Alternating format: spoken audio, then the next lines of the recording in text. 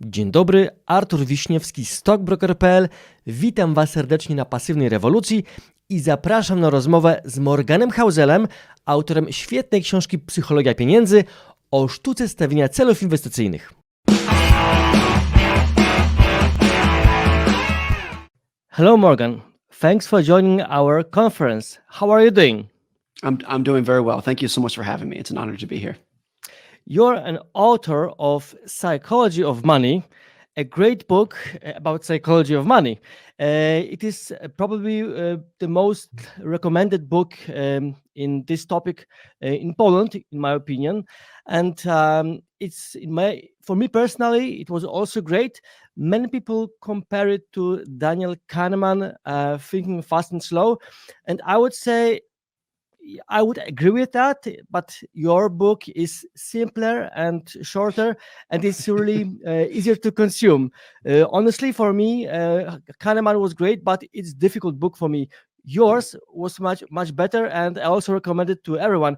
And I will try to refer to your book a few times today. And in your book, we can find much content about setting goals. And this is the main area which I would like to ask you today. So, how to set financial goals? You say in your book that if you name your goals, it's fine. But if you don't do it, it's also okay. But if we don't name our goals, how can we put these goals into time horizon? And if we don't put this into time horizon, I would say we can only invest in liquid assets like cash. So how to set the financial goals? Well, I think there's two things to keep in mind here on this point. One that's really important when talking about financial goals is that what I want in my life might be different from what you want, and which is different from what somebody else wants. We all have very different goals, different objectives, different social aspirations. So whenever you're thinking about financial goals, you can never set it in a formulaic way where you should say, everyone should want this, everyone should do that. It just doesn't work that way. It's a very personal topic. The point that you made about goals versus systems, that I think is a very nuanced point, but I think it's very important. If I were to say, hypothetically, I want to save $1,000 in the next 6 months, that's a goal. But if I were to say, I want to save consistently every month, forever, that's not necessarily a goal, it's a system. The difference is that a goal has an end date. And then for a lot of people, once you get to that end date, the question is, what do you do now? Do you keep saving? Do you spend all that money? Whereas a system, you keep it going forever, indefinitely. A good way to contextualize this is with health. If I were to say, I want to lose 10 pounds, that's a goal. But if I said, I want to exercise 2 times a week, that's a system. You can keep it going forever. So it's not necessarily black and white. You know, at various points in my life, I have had financial goals of saying, I want to save this specific dollar amount by this specific day. So everyone does that to some extent. But I think systems are much more powerful over time. If you're saying, I want to consistently save forever, I want to consistently invest forever without putting a specific end date on it, I think that's much more powerful.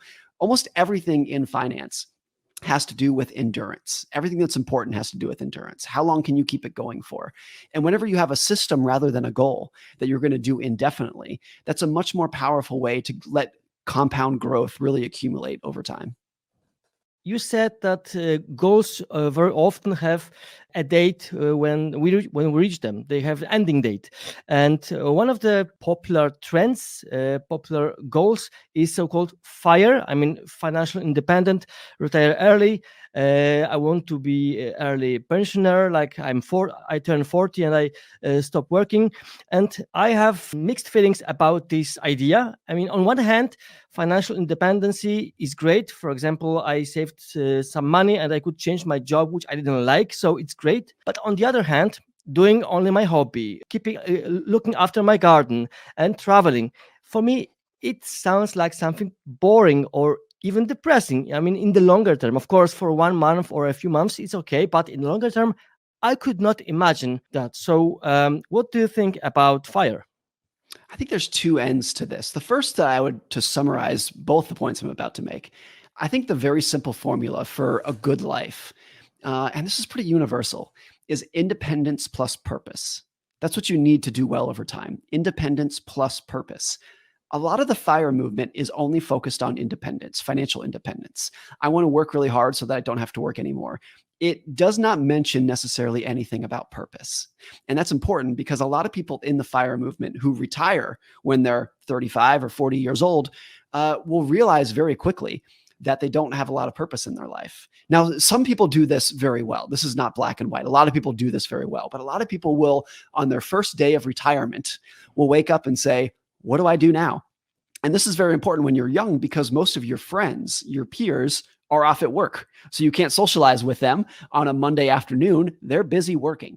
And a lot of people in the FIRE movement that I have seen will, after 6 months or so, say, I'm bored, or not even bored, they're depressed and they need to go find something to do. And so I think there's also another end of this of saying, how miserable was your job if you wanted to just get out of it as soon as possible? Like that sounds like a mistake that you made in your life of picking a career that was so miserable that you just could not wait to run out the door as fast as you could.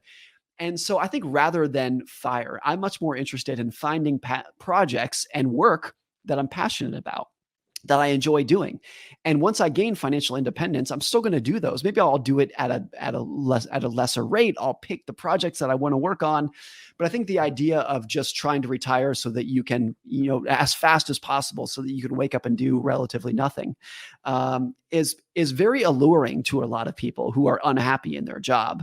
But I think the majority of people who do it will end up changing their mind in due course and realizing that the key to happiness truly is independence plus purpose. To this topic, it's a kind of philosophical question because you also said that my job helps me develop, but I'm trying to look for to find the answer to the question: can I still develop without a job? Honestly, today, maybe I'm a workaholic, but I can't imagine retiring early and doing something which develops me, which is not a job. Do you have any ideas about this topic? I think some people can. My personality, and granted, I'm not retired, I still work, but I think my personality is I am very content and satisfied, and I feel like I can grow intellectually if I'm just sitting on the couch by myself with a book and listening to podcasts and going for walks and hanging out with my kids and hanging out with my friends. I'm perfectly fine with that and would be fairly content doing that. I know a lot of people, though, who would not be, either because they don't have a good reading habit, they don't have a good set of friends that they can hang out with. They're not content listening to a podcast and going for a walk and learning intellectually that way. And so they really need that type A personality of like, I need to focus on the next business. I need to focus on the next deal, getting it done. A lot of people are like that. So it's an individual question that's going to vary from person to person. And even for myself, I think I would be content just reading and not doing much work and hanging out. But probably after 3 or 6 months of doing that, I might start to get a little bit bored. I'll tell you an example of this. Every December for the last couple of years, I have taken the whole month off of work. I've done this for maybe 4 or 5 years now, where for the whole month of December, I'm not going to work. And every year, 2 things happen. One is that as we approach December, I'm like, can't wait. I'm going to get to just hang out and have all this time off. It's going to be so much fun. And then every year at around December 15th, around the middle of the month, I start to get a little bit bored. And by the end of the month, I'm looking forward to January to start working again. And so the appeal of it, the allure of it is often very different from how it feels in real time.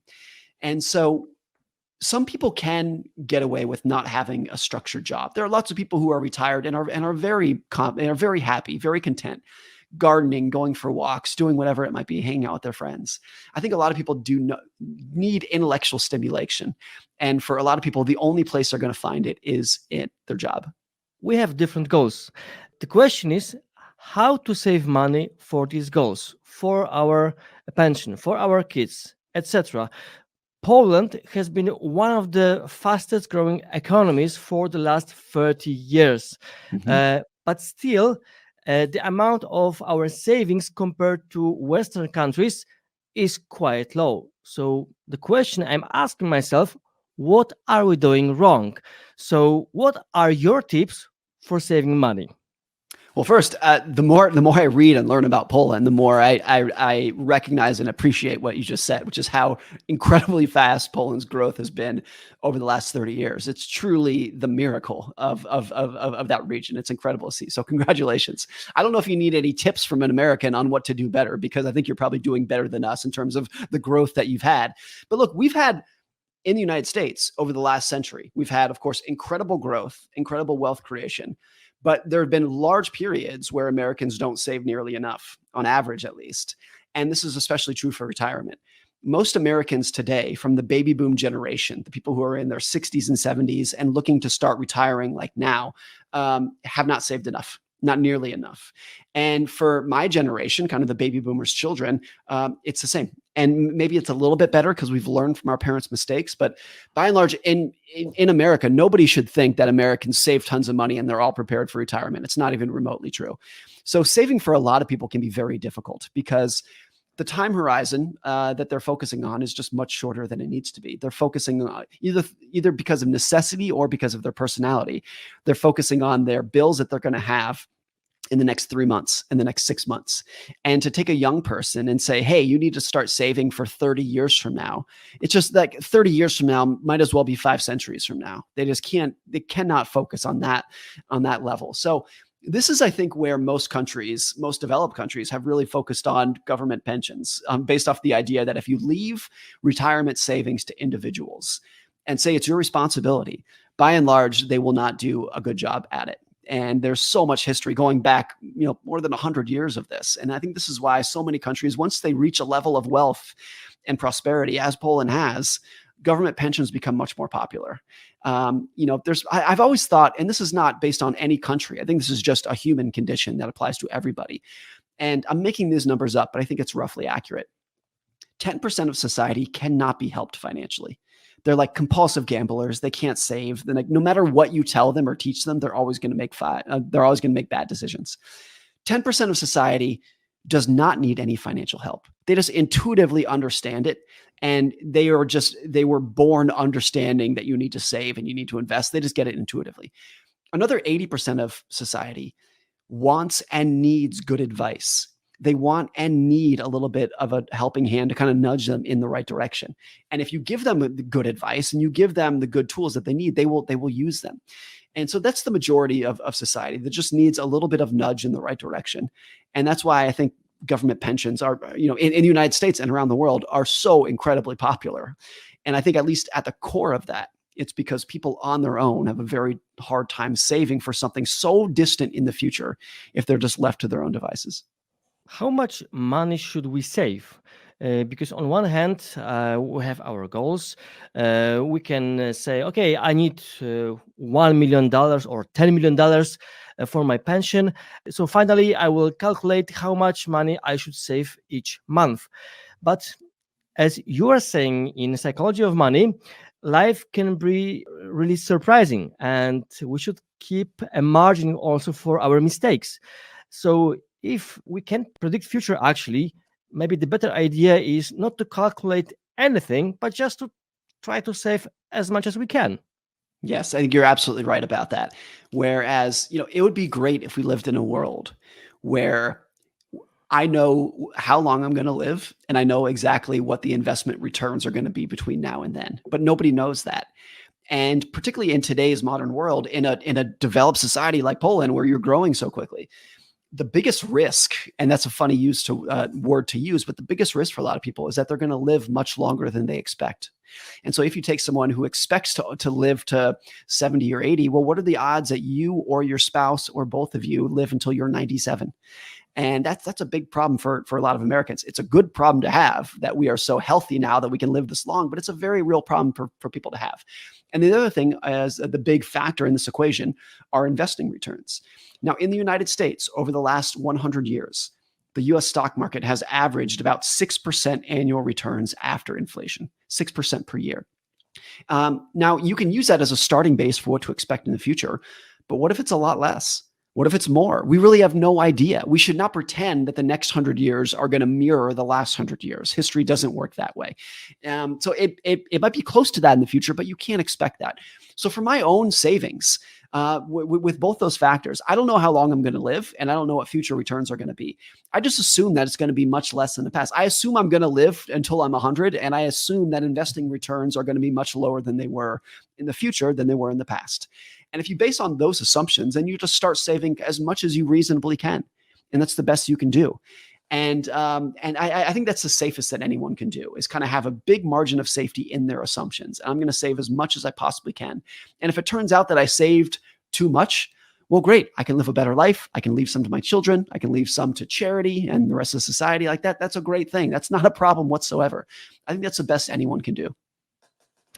In the psychology of money, you are also saying that one of the most important things in investing is to survive. So we have market downturns. Of course, in the long term, market is going up, but there are downturns which may last a few months, a few years, etc. And these are very difficult times for our psychology.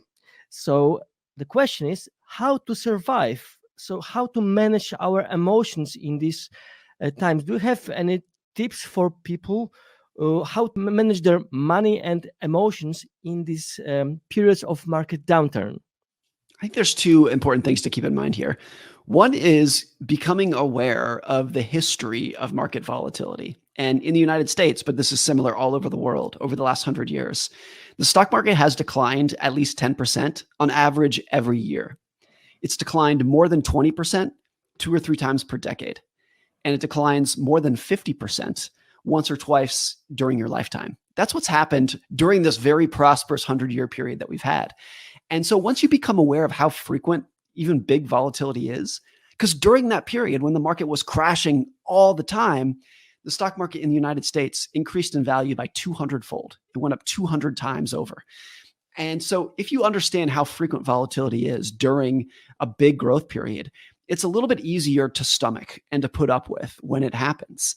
And it's very common that when the stock market falls 10 or 20%, there is a feeling that people have of, oh, this means that the economy is broken. The stock market is broken. Somebody made a mistake. Somebody screwed up.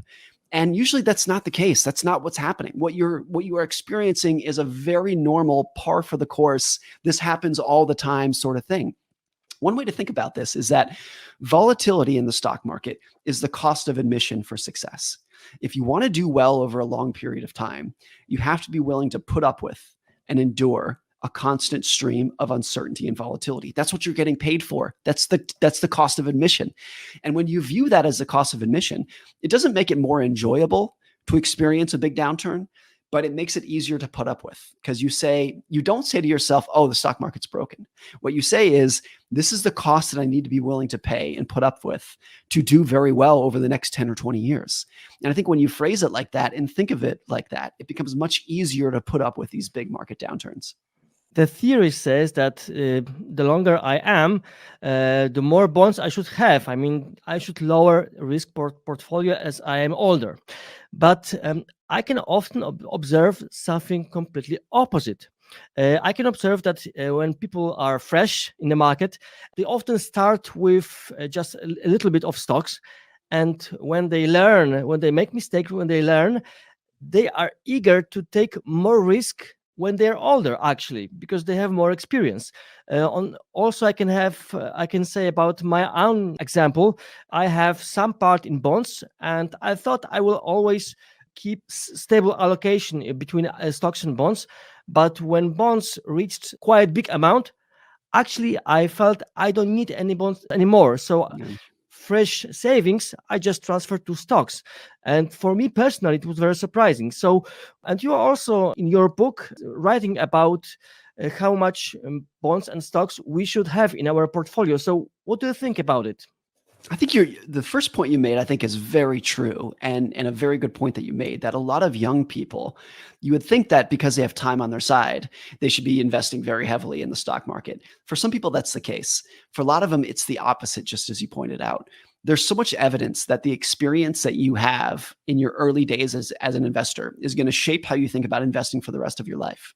And if you are a brand new investor and you have all of your money in stocks, and then there's a big market decline, or you made some very bad decisions with your stock picking and you have a big, heavy loss, you lose half your money, odds are that that is going to scar you in a way that will scare you out of the stock market potentially for the rest of your life.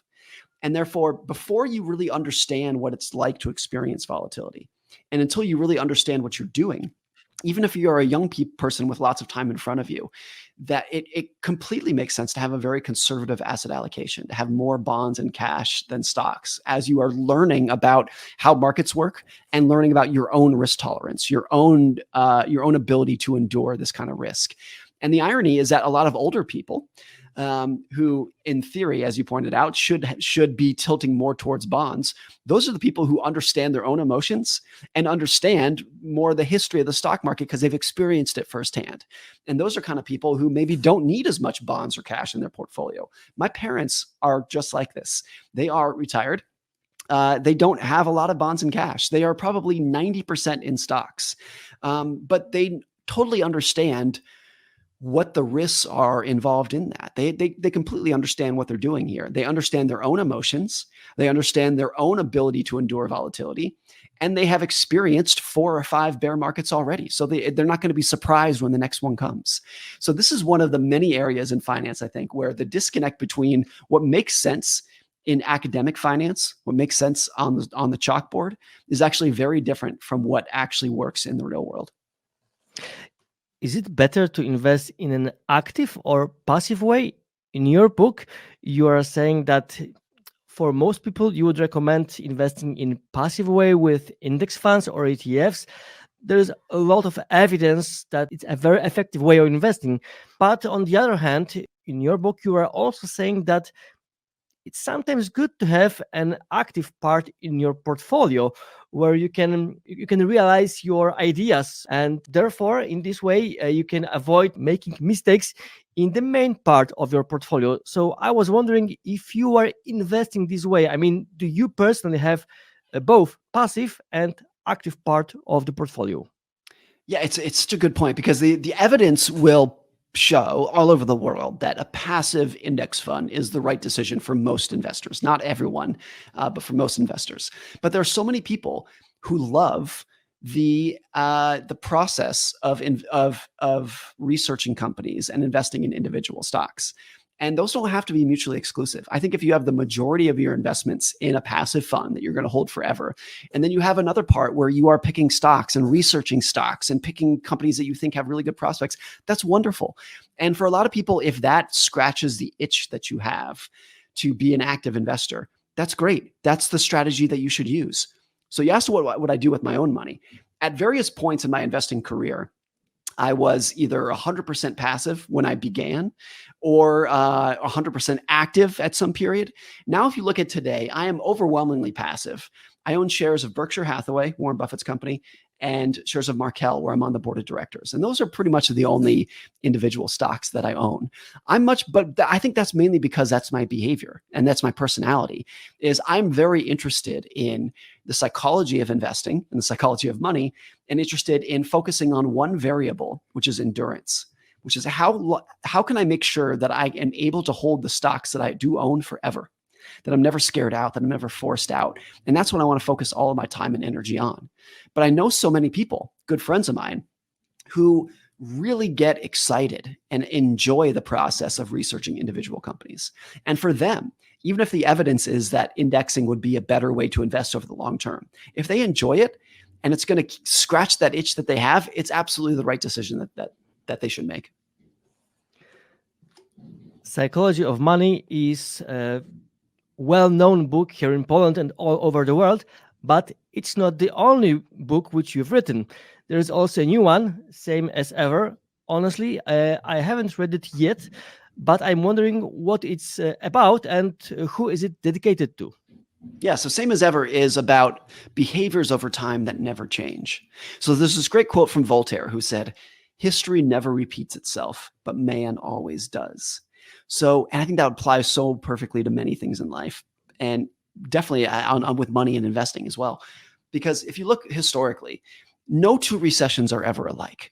And industries change, industries evolve. There's new technology, there's new wars, there's new presidents. All history is change. But the behaviors keep repeating over and over again.